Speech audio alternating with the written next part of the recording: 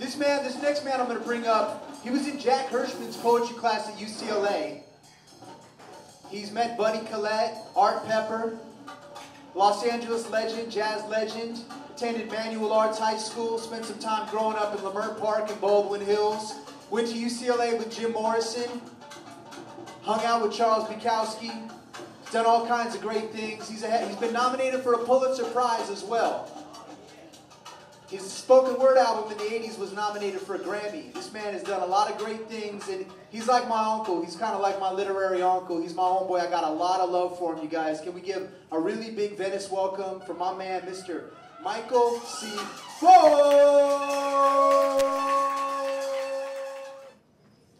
What we're celebrating tonight was happening artistically and culturally in Venice West in the late 1950s. Early 1960s, and for all the good things that poets and painters were involved in the creative process, you've got to remember that this was a time when the police were arresting poets for reading out loud at the Gas House in Venice, at the Venice West Cafe, which became Sponto's Gallery. How many of you guys hung out at Sponto's Gallery? That was the Venice West Cafe where I was. I wasn't hassled by the cops. I was too young. I was 17, 18. And it was watching these poets are dragged away from their podiums and dragged off the tables and taken to the Venice jail, which is now the Spark Gallery, right? Next door to Beyond Baroque. I mean, it's just like, so you have all that history right here on Venice Boulevard, and the police were actually using the lack of legal cabaret licenses to hassle poets who were preaching rebellion and who were protesting and cursing and uttering their suspicions and their accusations, and that was a form of censorship back there, right, you guys? Yeah. Stuart Z. Perkoff, one of the major Venice Beat Generation poets. Returning to Venice. Time is confused on the streets of my city. Returning now and always as I walk through memory's footsteps. Vision limited by fog. My eyes turn inward, where birds fly over paths of intricate memories. Ghosts over my shoulder do not push or press. Rather, their eyelessness peers to pierce the veiled images of the future, or the flowers blooming from clouds of mist. All is not voice or vision. Real walls separate the rooms within which movements are limited by space and bodies within it. What endless histories walk, each separate flesh, each mind touching its own chronology, which goes beyond encompassing boundaries and isolations within rigidity, the flow of continuity. O ghosts of my past, the face I wear, O my city, my flesh, this space given, your voices in my ears, your tears in my eyes, hands touching, songs ringing from room to room in the houses of my mind. Stuart Z. Perkoff. Jack Hampton, who founded the LA Jazz Concert Hall and brought the poets Kenneth Rexroth and Kenneth Patchen down from San Francisco to appear there, introduced John Thomas, and there was a party in Glendale, and an editor from a German magazine, Baroness von Studnitz, was invited to be in Glendale from Germany, and she had this magazine, and Jack introduced John Thomas and myself, and that's where I got my very first poem published in, what was the magazine? It was called Kulturleserbrief. I wish I could read it in German. Ach du lieber Steinmund, scheißt, scheißt, scheißt. You know, it would be like, it would be crazy, wouldn't it? But I only have the English translation. Would you want to hear it? The very first fledgling crazy. And this is where we've got summer, what is it, summer? The first two, summer.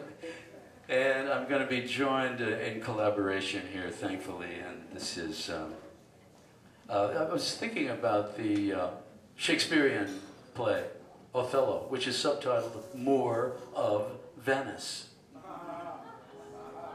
So, appropriately, here it is.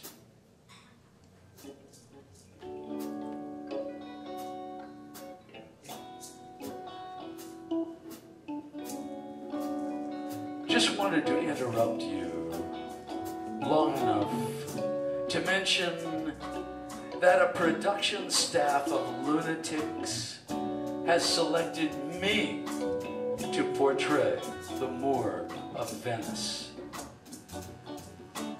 I'm sorry, Desdemona. Our arms were twinned attractions in order to inspire final asphyxiation.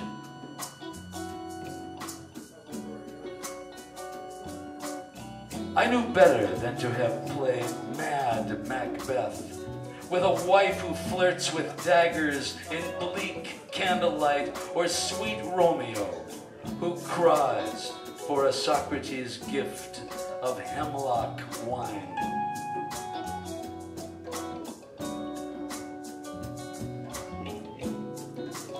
I guess Hamlet would have been easier.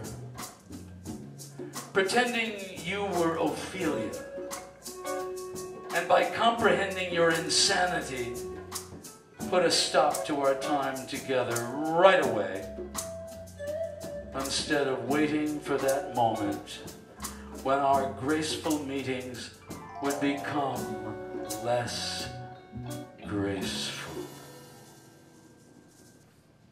And here's my tribute to the history of Venice Beach. The way I saw it when I was still a teenager and looking at Venice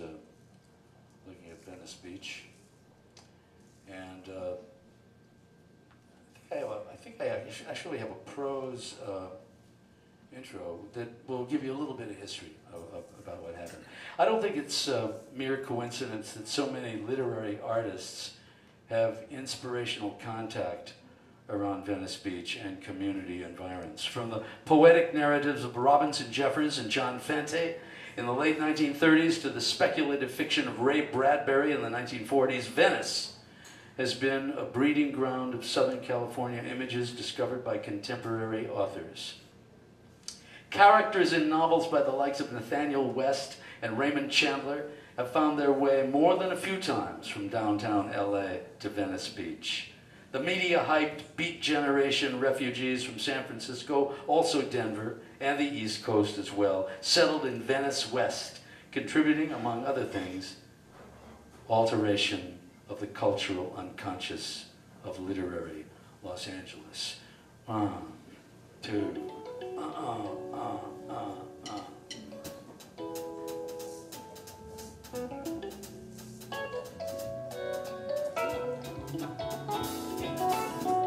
Lately you dug Venice with disaffiliation. No cryptic Italian pontificating, but California, Venice. Stu Perkoff coming down off snow, drift into Mexico Badlands, threat of stormy arrest, of typewriter jail for non-support. It all started to sound like propaganda, totally masquerading as politics. It put down Jack Hampton running on the Peace and Freedom Party, but couldn't beat Jane Fonda money. Holy barbarians invented by Lipton, and way precluding John Thomas Bullhorn from Baltimore, and before the 1961 killer summer, Tony Sabella, Margolis, mesmerized on tussers. Al Matthews wanted to be governor, and being beat was a difficult job. Stereophonic apartments screwed the stars.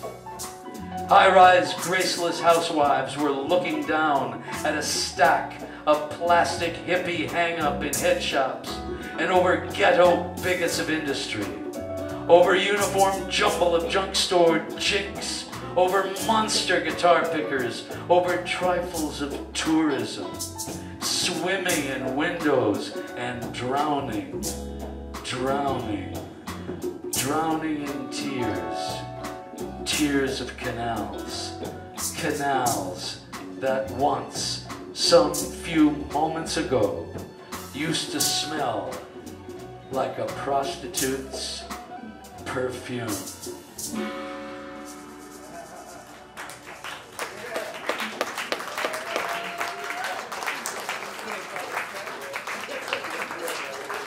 And this is the Pacific Ocean prepares for its own funeral.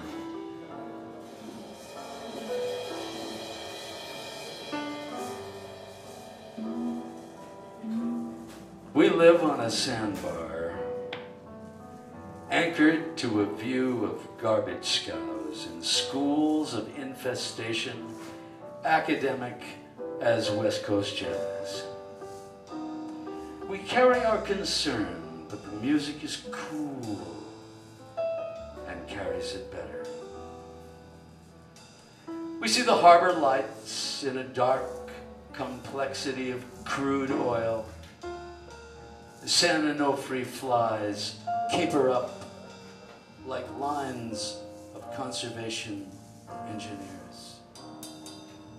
So all the while, nuclear protagonist killers are instigating the surcease of rejected fishes. We will go on to refuel their spawn and run in the ecological ruins.